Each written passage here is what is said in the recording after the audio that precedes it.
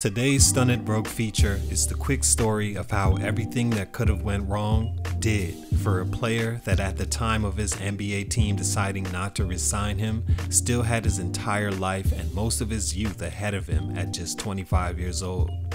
This isn't at all out of the norm for former NBA players by majority. In fact, a recent 2018 study reported that 60% of retired former NBA players go broke within 5 years of departing the league.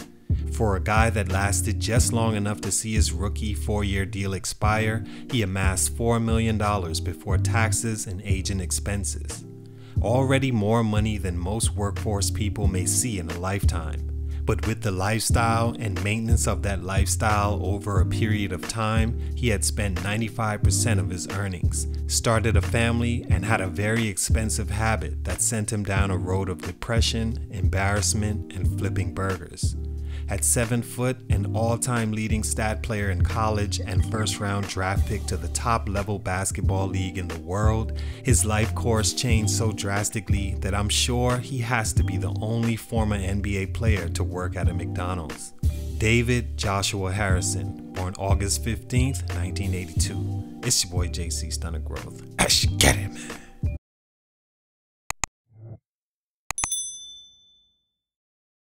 Salute to everyone commenting on how the intro is a bit too long, and I agree. I would love to get right into the story, but doing stories like this can be very tricky in that the wrong message can get out about these real people that they or their kids will see and hear but won't understand.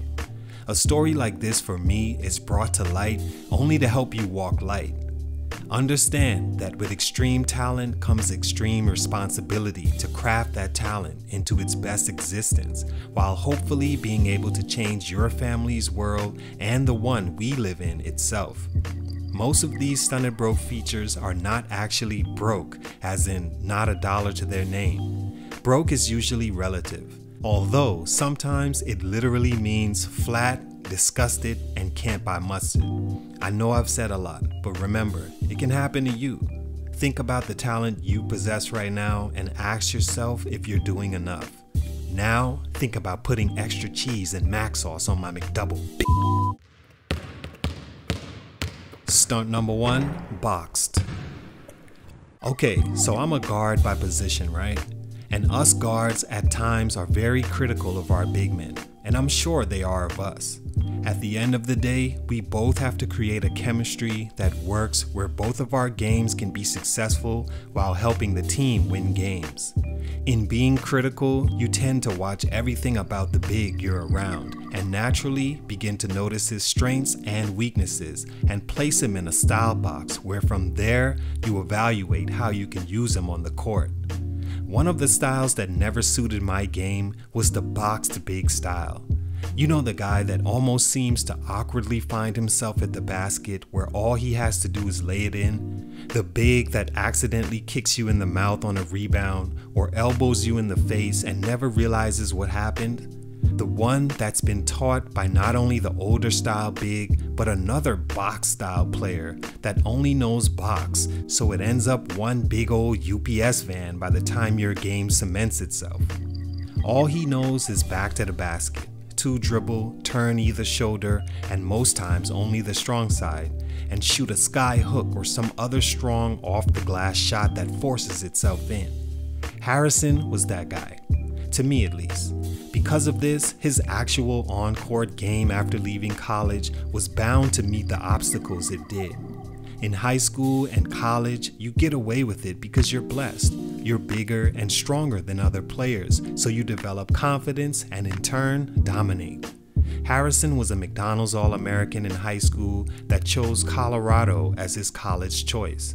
In 3 years there, he improved every season, and by his junior year, he was averaging 17 points a game, 9 rebounds, and an insane 3 blocks a game, making him the school all-time leading shot blocker. Yep, in just 3 years. He was selected by the Pacers in the first round at 29, and Rick Carlisle expected a lot from the 22-year-old big man. But on the court, at the NBA level, his box-style game that was now met with the same physical gift as him was a huge disappointment. He averaged 6 points, 3 rebounds, and 1 block a game, the 6 points being a career high. Struggling to find minutes on a team with more skilled, unboxed veterans, Harrison got lost in the shuffle. Stunt number 2, lack of discipline. This stunt is very dear to me because it happens to a lot of us and is something that can literally break you. Such an underrated aspect of making it and staying anywhere in life. You have to make sacrifices and you have to stay focused on the goal ahead, long as there's a goal in place. Already not producing like the Pacers hoped he would after injuries to the depth chart that placed Harrison in the starting lineup as a rookie, he on top of that was involved in the biggest brawl in sports history, kicked off by another box player in Ron Artest. Harrison saw the opportunity to finally show these 65-year-olds he was about all that smoke. Oh, you think that cane gonna save you? You only got one swing. After that, gotcha, bitch! For his involvement, he was fined by the league near $200 and charged with assault of an elderly gentleman. But his biggest loss came from his pockets. He spent over $80,000 in lawyer fees and settlements, all because he wasn't disciplined enough to understand the consequences of the risk. $80K he would need down the line.